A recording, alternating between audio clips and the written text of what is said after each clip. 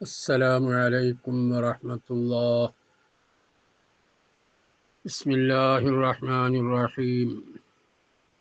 الحمد لله الذي هدانا إلى دين الإسلام، وأفضل الصلاة وأتم السلام على سيدنا محمد خير الأنام وعلى آله وأصحابه الكرام. പ്രിയമുള്ള സഹോദരങ്ങളെ,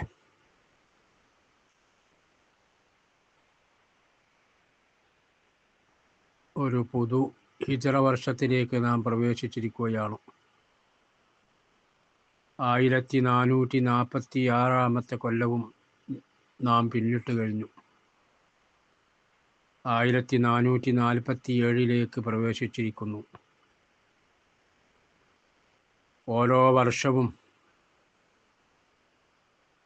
പിന്നിടുമ്പോൾ നാം ചിന്തിക്കേണ്ടത്, നമ്മുടെ ആയുസ്സിൽ നിന്ന് ഒരു വർഷമാണ് പിന്നിട്ടത്, ഒരു വർഷമാണ് കഴിഞ്ഞു പോയത്. അല്ലാഹു സുബ്ഹാനഹു വ തആല നമുക്ക് കണക്കാക്കിയ ആയുസ് ഇനി അതിൽ മിച്ചം വരുന്നതേ നമുക്കുള്ളൂ.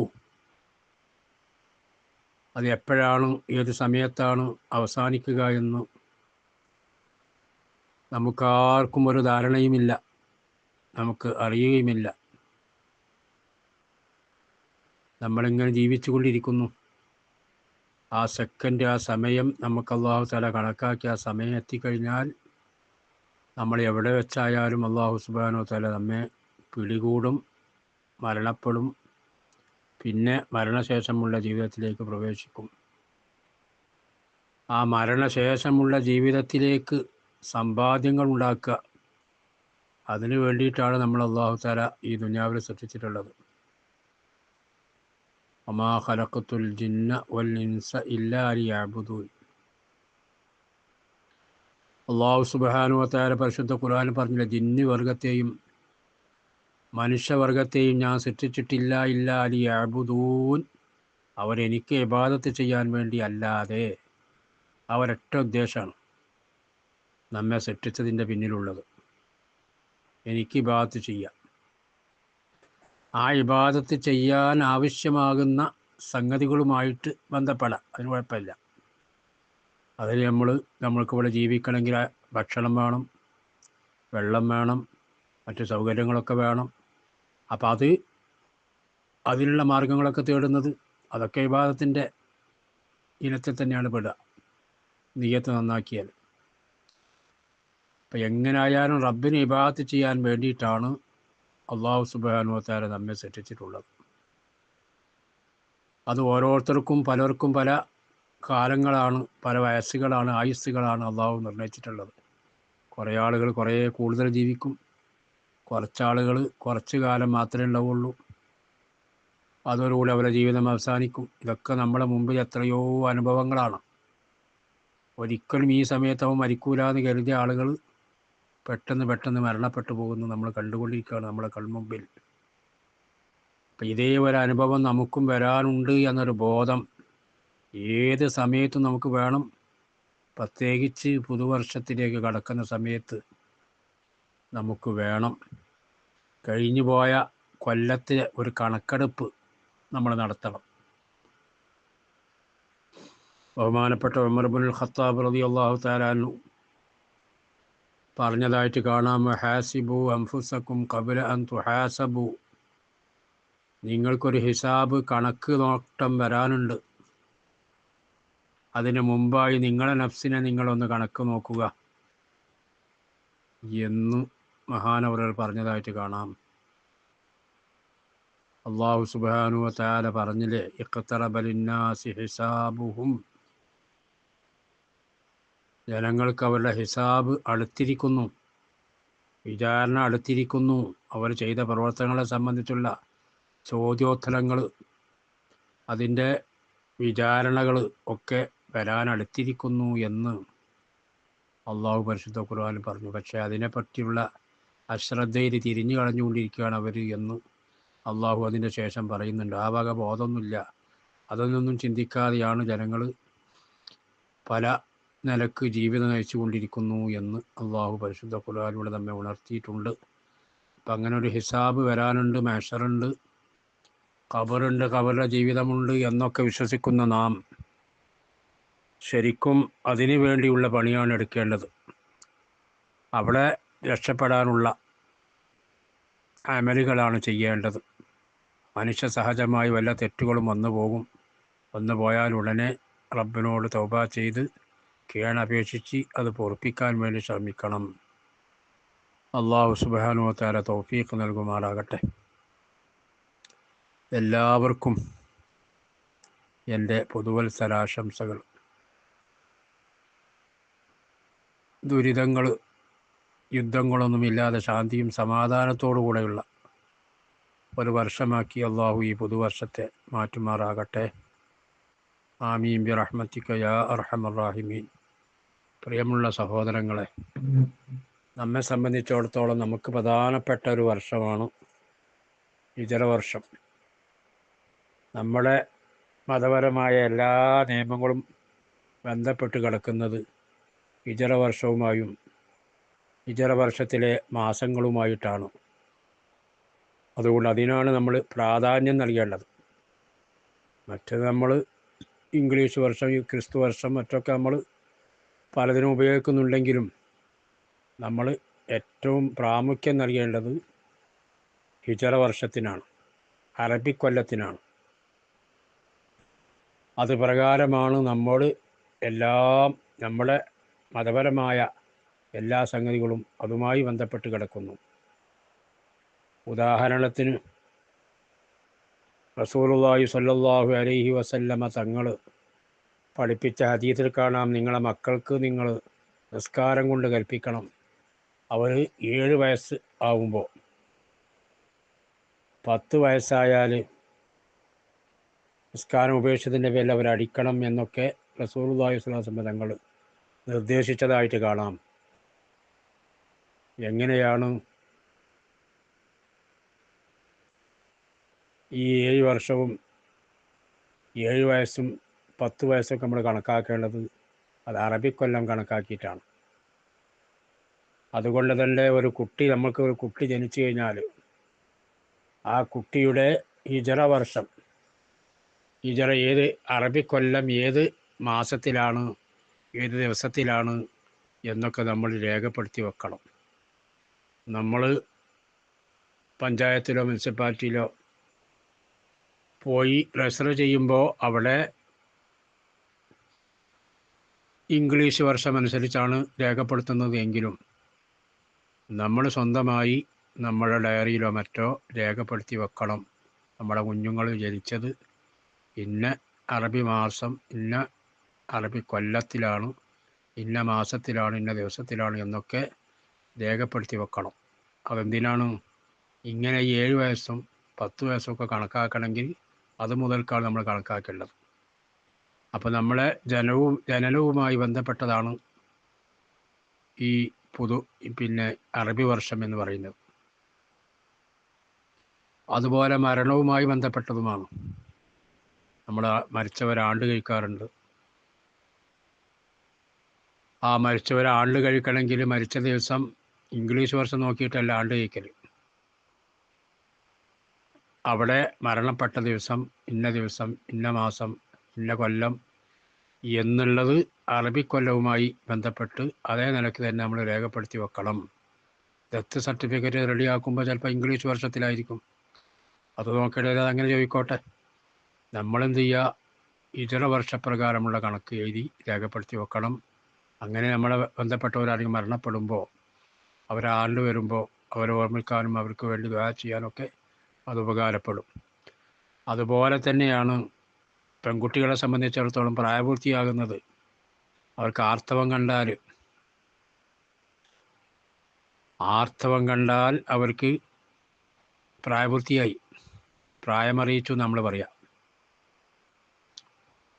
അതിന് എത്ര വയസ്സാവണം, എത്ര വയസ്സിന് കാണണം, എന്നാലാണ് പ്രായപൂർത്തിയാകുക, ഹൈദാകുക എന്നൊക്കെ ഉള്ളത് മനസ്സിലാക്കണമെങ്കിൽ അതും ഹിജറ വർഷവുമായി ബന്ധപ്പെട്ടാണ് കിടക്കുന്നത്. 9 വയസ്സ്, 9 വയസ്സിൽ ആർത്തവം കണ്ടാൽ അവൾ പ്രായപൂർത്തിയായി ഒരു പെൺകുട്ടി. ഇപ്പം അധിക പെൺകുട്ടികളും ഹോർമോണിൻ്റെ തകരാറാണ്, മറ്റതാണ്, ഇറച്ചിക്കോഴി കഴിക്കുന്നതുകൊണ്ടാണ് എന്നൊക്കെ പറയപ്പെടുന്നു. ഏതായാലും ഇപ്പോഴത്തെ ചുറ്റുപാടിൽ നേരത്തെ തന്നെ പെൺകുട്ടികൾക്ക് മെൻസസ് ആകുന്ന ഒരവസ്ഥ വരുന്നുണ്ട്. അപ്പോൾ ആ സമയത്ത് രക്തം കാണുന്ന സമയത്ത് ആ കുട്ടിക്ക് എത്ര വയസ്സായിട്ടുണ്ട് എന്ന് നമ്മൾ നോക്കിയിട്ടാണ് നമ്മൾ ആ പെണ്ണിന് ആർത്തവമാണോ അല്ലാത്തതാണോ എന്ന് മനസ്സിലാക്കേണ്ടത്. അപ്പം അതിനൊക്കെ നമ്മളെ എല്ലാ കാര്യങ്ങൾക്കും ആവശ്യമായി വരുന്നത് ഹിജറ വർഷമാണ്, ഹിജറയുടെ അറബി മാസങ്ങളുമാണ് എന്നാണ് ഉദാഹരണ സഹിതം പറഞ്ഞു തുടങ്ങുന്ന അങ്ങനെ പല കാര്യങ്ങളുണ്ട്. പല കാര്യങ്ങളും പറയാനുള്ള വിഷയമായി. അപ്പം അതുകൊണ്ട് നമ്മൾ കുഞ്ഞുങ്ങൾ ജനിച്ചാലും അതുപോലെ തന്നെ നമ്മൾ ആരെയും മരണപ്പെട്ടാലും ഒക്കെ അറബി മാസവും അറബി കൊല്ലവും ദിവസങ്ങളൊക്കെ രേഖപ്പെടുത്തി വെക്കണമെന്ന് ഓർമ്മപ്പെടുത്തി ഹിജറ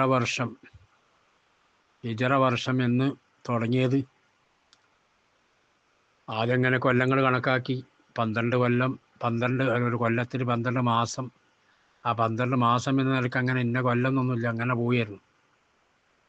അങ്ങനെ പോകാനിടയിൽ ഏത് കൊല്ലത്തിലാണ് എന്ന് അറിയാത്തൊരു അവസ്ഥ ബഹുമാനപ്പെട്ട ഉമർ ഇബ്നുൽ ഖത്താബ് റളിയല്ലാഹു തആല അൻഹുവിൻ്റെ കാലത്ത് അങ്ങനെ ഒരു കൺഫ്യൂഷൻ വന്നപ്പോൾ സഹാബത്ത് ഉമർ ഖത്താബിനോട് ആവശ്യപ്പെട്ടു. ഗവർണർമാരായിട്ട് പല സ്ഥലത്തും സഹാബത്ത് ജോലി ചെയ്തുകൊണ്ടിരിക്കുന്ന സമയത്ത് അവർക്ക് കത്തുകളും മറ്റുമൊക്കെ കൈമാറുമ്പോൾ ഈ കത്ത് ഏത് സമയത്ത് വന്നതാണ്, അമീറുൽ മുഅ്മിനീൻ്റെ കത്ത് ഏത് സമയത്ത് വന്നതാണ്, ഏത് കൊല്ലത്തിൽ വന്നതാണ്, എന്നയച്ചതാണ് എന്നൊന്നും അറിയാത്ത രൂപം വന്നപ്പോൾ ഇതിനൊരു മാറ്റം വരുത്തണം, എന്തെങ്കിലും ഒരു അടിസ്ഥാനമാക്കി നമ്മൾ ഒരു വർഷ ആരംഭം കുറിക്കണം, ഓരോ വിഷയത്തിനെ ആസ്പദമാക്കി ആയിരിക്കണം, എന്നിട്ട് ഇന്ന വർഷം മുതൽക്ക് ഇന്ന വർഷം എന്ന് രേഖപ്പെടുത്തണം എന്നുള്ള ഒരു നിർദ്ദേശം വന്നപ്പോൾ ബഹുമാനപ്പെട്ട ഉമർ ഇബ്നുൽ ഖത്താബ് റളിയല്ലാഹു തആല അൻഹു സഹാബത്തിനെ വിളിച്ച് മുശാവറ നടത്തി. നമ്മൾ എന്തടിസ്ഥാനമാക്കിയിട്ടാണ് നമ്മൾ ഹിജറ വർഷം തുടങ്ങേണ്ടത്, നമ്മൾ ഈ അറബി വർഷം തുടങ്ങേണ്ടത് എന്ന് ചർച്ച വന്നപ്പോൾ പലരും പല അഭിപ്രായങ്ങൾ പറഞ്ഞു. റസൂലുള്ളാഹി സ്വല്ലല്ലാഹു അലൈഹി വസല്ലം തങ്ങൾ ജനിച്ചത് മുതൽ, അല്ലെങ്കിൽ അവിടുത്തെ നബിയായി നുബുവത്ത് കിട്ടിയത് മുതൽ, അല്ലെങ്കിൽ ഹിജറ മുതൽ, ഇങ്ങനെ വന്നപ്പോൾ ഹിജറ മുതൽ എന്ന അഭിപ്രായം വന്നപ്പോൾ എന്നാൽ അതാക്കാം, ഹിജറ മുതൽ, അതാണ് പ്രധാനപ്പെട്ട വിഷയം. അന്നൽ ഹിജറത്ത ഫർറഖത്ത് ബൈനൽ ഹഖ് വൽ ബാത്തിൽ, ഹക്കിൻ്റെയും ബാത്തിൻ്റെയും ഇടയ്ക്ക് വ്യത്യാസപ്പെടുത്തിയത്, വേർതിരിച്ചത് ഹിജറയാണ് എന്ന് പറഞ്ഞുകൊണ്ട്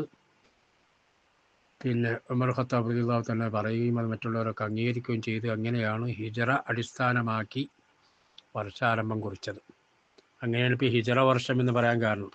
ഹിജറ പോയത് മുഹറമിലായിട്ടല്ല, ഹിജറ പോയത് മുഹറം മാസത്തിലൊന്നുമല്ല, അത് റബീഉൽ അവ്വലാണല്ലോ, നമുക്കറിയാമല്ലോ.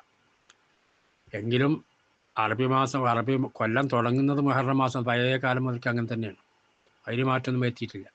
മുഹറം മാസം തുടങ്ങുക, പക്ഷെ അത് ഹിജറയെ ആസ്പദമാക്കി ആക്കിയത്, അങ്ങനെ ആ വർഷത്തിന് അങ്ങനെ ഒരു പേര് വരുത്തിയത്, അങ്ങനെ ഒരു വിലാസമുണ്ടാക്കിയത് ബഹുമാനപ്പെട്ട ഉമർ ഇബ്നുൽ ഖത്താബ് റളിയല്ലാഹു തആല അൻഹു തങ്ങളാണ്. അങ്ങനെ ആണ് ഹിജറ വർഷത്തിന് തുടക്കം കുറിച്ചത്. ആ ഹിജറ വർഷം 1446 വർഷം പിന്നിട്ട് ഇത് 1447 കടന്നു. അല്ലാഹു സുബ്ഹാനഹു വ തആല ആദരിച്ചും ബഹുമാനിച്ച മാസങ്ങൾ, 4 മാസങ്ങൾ അള്ളാഹു പരിശുദ്ധ ഖുർആനിൽ പറഞ്ഞില്ലേ, മിൻഹാ അർബഅത്തുൻ ഹുറും, അതിൽപ്പെട്ടതാണ് 12 മാസത്തിൽപ്പെട്ട 4 പവിത്രതയുള്ളതാണ് എന്ന് പറഞ്ഞ ആ പവിത്രതയുള്ള മാസം കൊണ്ട് തന്നെയാണ് വർഷാരംഭം. മുഹറം മാസം പവിത്രതയുള്ള മാസമാണ്. അപ്പം ഇത് കൊല്ലത്തിൻ്റെ തുടക്കവും പവിത്രമായ മാസം, ഒടുക്കവും പവിത്രമായ മാസം. ദുൽഹിജ്ജ മാസമാണ് കഴിഞ്ഞത്. ആ ദുൽഹിജ്ജ മാസവും പവിത്രമായ മാസത്തിൽപ്പെട്ടതാണ്.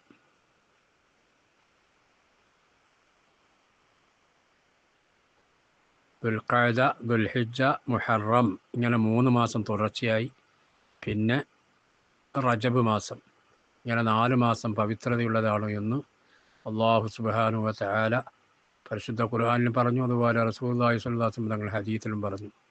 അതുകൊണ്ട് തന്നെ അതിൻ്റെ പവിത്രത നമ്മൾ കാത്തു സൂക്ഷിക്കണം. തെറ്റുകുറ്റങ്ങളിൽ നിന്നെല്ലാം മാറി നിൽക്കണം. സൽക്കർമ്മങ്ങൾ വർദ്ധിപ്പിക്കണം. നോമ്പെടുക്കാൻ കഴിയുന്നവർ നോമ്പെടുക്കണം. അള്ളാഹു സുബ്ഹാനഹു വ തആല തൗഫീഖ് നൽകുമാറാകട്ടെ. റഹ്മാനായ റബ്ബേ, ഞങ്ങളുടെ ഈ പുതുവർഷം ഞങ്ങൾക്ക് കൂടുതൽ ഖൈറാത്തുകൾ, അമാലുകൾ ചെയ്യാനുള്ള ആർജവം നൽകി, അതിനുള്ള ആഫിയത്ത് നൽകി ഞങ്ങൾക്ക് അനുഗ്രഹിക്കണേ അല്ലാഹ്. റഹ്മാനായ റബ്ബേ, ഞങ്ങളെ കഴിഞ്ഞ വർഷത്തിൽ ഞങ്ങളിൽ നിന്ന് വല്ല അബദ്ധങ്ങളും പോരായ്മകളും ധിക്കാരങ്ങളും വന്നു പോയിട്ടുണ്ടെങ്കിൽ റബ്ബേ, നീ മാഫാക്കണേ അല്ലാഹ്, നീ മാഫാക്കണേ അല്ലാഹ്, നീ മാഫാക്കണേ അല്ലാഹ്. റബ്ബേ, ഈ പുതുവർഷം ദുരിതങ്ങളില്ലാതെ, യുദ്ധങ്ങളില്ലാതെ ശാന്തിയും സമാധാനമുള്ള ഒരു വർഷമാക്കണേ അല്ലാഹ്. റഹ്മാനായ റബ്ബേ, ഞങ്ങളിൽ നിന്ന് വന്നുപോയ എല്ലാ തെറ്റുകുറ്റങ്ങളും നീ മാഫാക്കണേ അല്ലാഹ്. റബ്ബേ, നീ ഞങ്ങൾക്ക് എത്രയാണ് കാലം ആയുസ് എന്ന് ഞങ്ങൾക്കറിയില്ല റബ്ബേ. റബ്ബേ, ജീവിക്കുന്ന കാലത്തോളം ആഫിയത്തോടുള്ള ജീവിതം ഞങ്ങൾക്ക് നീ നൽകണേ അല്ലാഹ്. രോഗങ്ങളെ തൊട്ട് കാക്കണേ അല്ലാഹ്. മാരകമായ രോഗങ്ങളെ തൊട്ട് കാക്കണേ അല്ലാഹ്. റബ്ബേ, ഞങ്ങൾക്കും ഞങ്ങളോട് ബന്ധപ്പെട്ട പലർക്കും പലവിധ അസുഖങ്ങളുണ്ട്, നീ സുഖപ്പെടുത്തണേ അല്ലാഹ്, നീ സുഖപ്പെടുത്തണേ അല്ലാഹ്. ഞങ്ങൾക്കും ഞങ്ങളുടെ കുടുംബത്തിൽ ഇപ്പോൾ ജീവിച്ചിരിക്കുന്ന എല്ലാവർക്കും ആഫിയത്തുള്ള ദീർഘായുസ്സ് പ്രദാനം ചെയ്യണേ അല്ലാഹ്.